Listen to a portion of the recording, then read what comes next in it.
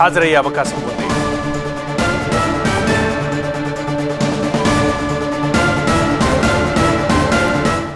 కాసేపట్లోనే ACB ముందు హాజరు కాబోతున్నారు కేటీఆర్. బంజారాహిల్స్ లోనే ఏసీబీ ఆఫీస్ కు వెళ్లబోతున్నారు కేటీఆర్. సరిగ్గా 10 గంటలకు విచారణకు హాజరు కావాలని నోటీసులో పేర్కొంది ఏసీబీ. దీంతో ఏసీబీ పిలిచిన టైంకి విచారణకు కేటీఆర్ హాజరయ్యే అవకాశం కనిపిస్తోంది.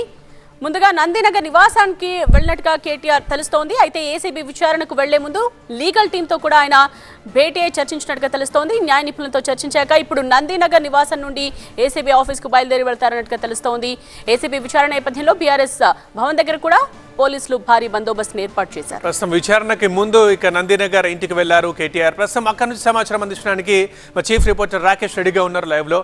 రాకేష్, న్యాయ నిపుణులతో చర్చించిన తర్వాత వెళ్ళాలా వద్దా అండ్ వెళ్ళిన తర్వాత ఎలాంటి ఆన్సర్స్ ఇవ్వాలని ముందే కేటీఆర్ చెప్పారు అండ్ ఇవాళ కూడా అదే అంటున్నారు. ఇంతకీ మరి న్యాయ నిపుణులు ఎలాంటి దిశానిర్దేశం చేశారు కేటీఆర్కి? విచారణ ఎలా ఉండబోతోందని కేటీఆర్ అనుకుంటున్నారు? అందుతున్నటువంటి సమాచారం క్వశ్చనర్ ప్రిపేర్ చేశారు. కొన్ని క్వశ్చన్స్ ప్రిపేర్ చేసి 3 అధికారులు సీనియర్ పోలీస్ ఆఫీసర్స్ ఇన్వెస్టిగేట్ చేయడానికి రెడీగా ఉన్నారని సమాచారం తెలుస్తుంది. ప్రస్తుతానికైతే నందినగర్లో ఉన్నారు. నందినగర్ కొద్దిసేపటి క్రితమే కేటీఆర్ చేరుకున్నారు. ఓరియన్ విలాస్లో ఉంటున్నటువంటి కేటీఆర్ కొద్దిసేపటి క్రితమే ఇక్కడికి వచ్చారు. ఇప్పుడు కేటీఆర్ మాజీ మంత్రులు జగదీష్ రెడ్డి, శ్రీనివాస్ గౌడ్, సబితాయింద్రారెడ్డి, వేముల ప్రశాంత్ రెడ్డి, అదేవిధంగా కొంతమంది ఎమ్మెల్యేలు, పార్టీ సీనియర్ లీడర్స్ వాళ్ళందరితో కూడా భేటీ అయ్యారు. ఈ కేసు పరిణామాలు, అసలు కేసులో ఏమీ లేదు, దానిపైన క్వాష్ పిటిషన్ వేసి ఫైట్ చేస్తున్నాం కాబట్టి ఇప్పుడు ఈ విచారణలో ఎలాంటి ఆన్సర్ చేయాలి, వాళ్ళు ఏం క్వశ్చన్స్ అడుగుతారు, దీన్ని ఏమైనా కోర్టులో సబ్మిట్ చేసి బెయిల్ క్యాన్సిల్ చేయమని అడిగేటువంటి అవకాశం ఉంటుందా, లేకపోతే హాజరు అవ్వకపోతే ఎలాంటి ఇబ్బందులు ఉంటాయి, వీటన్నిటిపైన కూడా చర్చిస్తున్నారు. పార్టీకి సంబంధించినటువంటి నేతలందరూ కూడా ఇక్కడికి వచ్చారు. అంతకు ముందే కేటీఆర్ నిన్న రాత్రి నుంచి కూడా న్యాయ నిపుణులతో చర్చించారు. బీఆర్ఎస్ లీగల్ టీం ఉంది, కొంతమంది అడ్వకేట్ ఉన్నారు. ఈ కేసును స్పెషల్గా కొంతమంది సీనియర్ అడ్వకేట్లను కూడా నియమించబోతున్నారు. వాళ్ళతో కూడా మాట్లాడారు. పోలీసులు ఎలాంటి క్వశ్చన్స్ అడిగే అవకాశం ఉంటుంది, ఏసీబీకి ఈ కేసుకి సంబంధం లేదనే వాదిస్తున్నటువంటి ఈ టైంలో మళ్ళీ ఏసీబీ ముందు హాజరై ఎలాంటి సమాధానాలు చెప్పాలి, వీటన్నిటి పేరు కూడా చర్చిస్తూ ఉన్నారు. కొద్దిసేపట్లో ఒకవేళ ఏసీబీ ఆఫీస్కి బయలుదేరితే కనుక ఇక్కడ నుంచి నియర్ బై జస్ట్ 5 to 10 minutesలో రీచ్ అయ్యేటువంటి ఛాన్స్ ఉంటుంది. కాబట్టి ఇంకొక 10 నిమిషాల్లో కేటీఆర్ బయలుదేరేటువంటి అవకాశం ఉంటుంది. కేటీఆర్తో పాటు ఇక్కడ నుంచి అక్కడి వరకు పార్టీ ఎమ్మెల్యేలు, మాజీ ఎమ్మెల్యేలు, కొంతమంది నేతలు ఇక్కడ నుంచి వెళ్తారు. ప్రస్తుతం అందరూ కూడా లోపల ఉన్నారు. దీంతో పాటుగా ఫామ్ హౌస్ నుంచే కేసీఆర్ దీనిపైన ఎప్పటికప్పుడు మానిటరింగ్ చేస్తూ ఉన్నారు.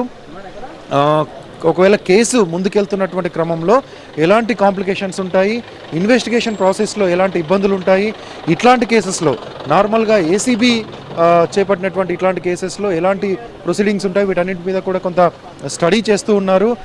మెయిన్గా ఈరోజు ఎదుర్కోబోతుంది మొదటి విచారణ. ఏసీబీ ఎఫ్ఐఆర్ చేసిన తర్వాత ఆ ఎఫ్ఐఆర్ చెల్లదు, ఏసీబీకి కేసుకు సంబంధం లేదు, అసలు ఇందులో అవినీతి జరగలేదంటూ కేటీఆర్ కోర్టుకు వెళ్ళారు.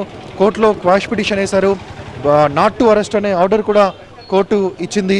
కొన్ని రోజులుగా నాట్ టు అరెస్ట్ ఆర్డర్లోనే కేటీఆర్ ఉన్నారు. పోలీసులు కూడా అరెస్ట్ చేయడానికి ఎలాంటి అవకాశం లేకుండా కోర్టు ఆర్డర్ ఉంది. ఇక దాంతోపాటు మొన్న దీనికి సంబంధించినటువంటి ఫైనల్ ఆర్గ్యుమెంట్స్ అయిన తర్వాత ఆర్డర్ని కూడా కోర్టు రిజర్వ్లో పెట్టింది. సో కోర్టు ఏదో ఒకటి క్వాష్ చేయడమా లేకపోతే కేసును ముందుకెళ్ళడమా చెప్పేటువంటి ఛాన్స్ ఉంటుంది. అప్పటి వరకు కూడా విచారణ చేసుకోవచ్చు, ఏసీబీ కేసును విచారించుకోవచ్చు. అరెస్ట్ చేయాలా వద్దా అనేది, దీన్ని అసలు క్వాష్ చేయాలా వద్దా అనే విషయాన్ని తర్వాత చెప్తామంటూ కోర్టు ఆర్డర్ని రిజర్వ్లో పెట్టింది. సో అప్పటి వరకు విచారణ చేసుకోవచ్చు అంటూ ఉన్నటువంటి కోర్టు సూచన మేరకే నోటీస్ ఇచ్చారు. ఈరోజు ఉదయం 10 గంటలకు ఏసీబీ ఆఫీస్కి కేటీఆర్ రమ్మని నోటీస్ ఇచ్చారు. అందుకు సంబంధించి పోలీసులు అన్ని ఏర్పాట్లు చేశారు. అటు ఏసీబీ ఆఫీస్ వద్ద కూడా పూర్తి బందోబస్తు ఉంది. ఇక్కడ మనం చూస్తున్న నందినగర్ దగ్గర కూడా లోకల్ ఏసీపీ, సిఐ అందరూ కూడా ప్రస్తుతం లోపలే ఉన్నారు. ఇక్కడ కూడా పెద్ద ఎత్తున భారీ బందోబస్తు ఏర్పాటు చేశారు. ఇక తెలంగాణ భవన్కు ముందుగా వస్తారని ఉదయం నుంచి సమాచారం ఉంది. కాబట్టి తెలంగాణ భవన్ కూడా ఇన్ అవుట్ 2 గేట్ల వద్ద భారీ ఎత్తున పోలీస్ సెక్యూరిటీ ఏర్పాటు చేశారు. లోపలికి దాదాపు కార్యకర్తలను ఎవరిని వెళ్ళలేకుండా చూస్తున్నారు. ఇక వీటితో పాటు రాష్ట్ర వ్యాప్తంగా ఉన్నటువంటి బీఆర్ఎస్ క్యాడర్ని ఎక్కడికక్కడ ఉదయం నుంచి ఎర్లీ మార్నింగ్ నుంచి అరెస్ట్ చేస్తూనే ఉన్నారు. పాడి కౌశిక్ రెడ్డిని అరెస్ట్ చేశారు. ఈరోజు ఆయన విచారణ కూడా ఉండింది. కానీ ఆయన విచారణ క్యాన్సిల్ అయినా ఆయన కొంతమందితో ఇక్కడికి వస్తారనే సమాచారంతో పోలీసులు ముందుగా అరెస్ట్ చేశారు. కొంతమంది లీడర్లను డిస్టిక్లలో అక్కడక్కడ హౌస్ అరెస్ట్ చేస్తూ పోతూ ఉన్నారు. సో కేటీఆర్ కొద్దిసేపట్లో బయలుదేరే ముందు ఫైనల్గా కొంతమంది సీనియర్ ఆల్రెడీ పార్టీలో కూడా ప్రవీణ్ కుమార్ లాంటి సీనియర్ పోలీస్ ఆఫీసర్స్ ఉన్నారు. వాళ్ళు కూడా ఇన్వెస్టిగేషన్ ప్రాసెస్ ఎలా ఉండబోతుంది, ఏసీబీ కేసు టేకప్ చేస్తే ఎలాంటి లైన్ తీసుకుంటుంది, ఎలాంటి అంశాలని ప్రాతిపదికన తీసుకుంటుంది, కేవలం అవినీతి గురించే దీంట్లో విచారణ చేశారు కాబట్టి అవినీతి జరగలేదని పదే పదే కేటీఆర్ చెప్తున్నారు. నేను పంపించినటువంటి డబ్బులు ఏదైతే ఫార్ములా ఈ ఆపరేషన్స్కి పంపించినటువంటి డబ్బులు మళ్ళీ బైబ్యాక్ ఎక్కడ రాలేదు, ఎక్కడి నుంచి ట్రాన్స్ఫర్ అవ్వలేదు, అక్కడే డబ్బులు ఉన్నాయని చెప్తున్నారు. మేము గవర్నమెంట్ నుంచి ప్రొసీడింగ్స్ ఫాలో అయ్యే పంపించాము. ఆర్బీఐ కూడా, రిజర్వ్ బ్యాంక్ ఆఫ్ ఇండియాకి కూడా దానికి సంబంధించి సమాచారం ఇచ్చాం. అక్కడ డబ్బులు కూడా పే చేసిన తర్వాతనే అవి ఫారెన్ ఫండ్గా ట్రాన్స్ఫర్ అయ్యి లండన్లో ఉన్నటువంటి ఫార్ములా ఈ ఆపరేషన్స్ హెడ్ ఆఫీస్కి వెళ్ళింది అనే క్లారిటీతో చాలా రోజుల నుంచి కేటీఆర్ చెప్తున్నారు. కాబట్టి అదే విషయాల్ని మళ్ళీ ఒకసారి ఏసీబీకి చెప్పేటువంటి అవకాశం ఉంటుంది. కానీ ఏసీబీ ఇంకా ఎలాంటి క్వశ్చన్స్ అడుగుతుంది అన్నది కొంత ఇంట్రెస్టింగ్గానే కనిపిస్తుంది.